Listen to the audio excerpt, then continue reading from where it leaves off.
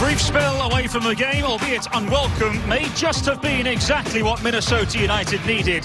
The issue now eradicated and a refreshed feel, renewed optimism and the comfort of home, all within the walls of this glorious, awe-inspiring footballing cathedral.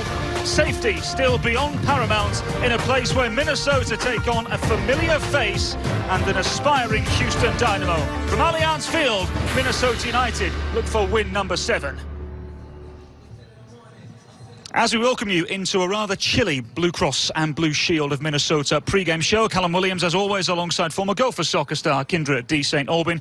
Now, you might have seen a couple of weeks ago, it's been a rather difficult spell for Minnesota United in their history as an MLS club. 2 games postponed, several confirmed cases of COVID-19. Kyndra, perhaps the most difficult time in Minnesota United's history. And look, we've talked about 2020 and the craziness of it, and this just got even more crazy. It's crazy to think that the last time Minnesota United played a match was October 6th. We were talking about this yesterday. When was the last time Minnesota played a match? It seems like ages ago. And then, you know what? You got to take the precautions. You got to be careful. You got to take the necessary steps to ensure the safety of the players, of the staff, of the family members that these players are going home to. So these are all things as we go along this timeline where Minnesota United was erring on the side of the caution. The league is erring on the side of caution, and that is why the 2 games got postponed. The right decision at the right time, and now Minnesota United here tonight facing Houston Dynamo. And a tricky time for the head coach Adrian Heath, who had this to say about managing the entire situation earlier this week. A false positive, and it was one of them things because we couldn't get the bulk of the other tests back. We obviously had to err on the side of caution. You know, in hindsight, we could have played probably because they will come back negative. But you can't do that. You're trying to look after the players, look after the opposition's players and everybody else. So it was a little bit frustrating.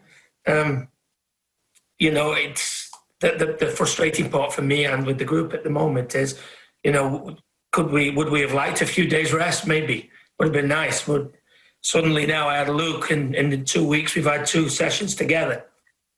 Like this morning we trained, and we trained in groups of 5, you know, which the day before a game is never ideal. So, you know, it is what it is. We have to get on. We can't use it as an excuse. But, you know, we are looking forward to getting back to playing again. But, you know, as I said to you, these are hurdles that we have to overcome. You know, we can't use them as an excuse because, guess what, we're playing a game tomorrow. We've got 3 really important points to play for against the Western Conference rival. So it's important that we go and get a result. And one of the things I've spoke to the players about is being positive. You know, we're not using this as an excuse. We know it's been difficult, but guess what? That's the way it is. Let's concentrate on what we can control, you know, control the controllables, and then let's move on. And that's what we're looking for tomorrow, really positive mindset and a positive performance. Kyndra, how much credit do the club deserve for managing a situation like this? They deserve a lot, because we said this is a difficult situation. It's a difficult time, and this is a Minnesota United club, and quite frankly, an entire league that is trying to do the right thing at the right time all the time. And you're not going to get the situation perfect. Everybody's going home to their families. They're dealing with different things. They're out in public. You can only contain it so much when you don't have a controlled bubble like they did in Orlando.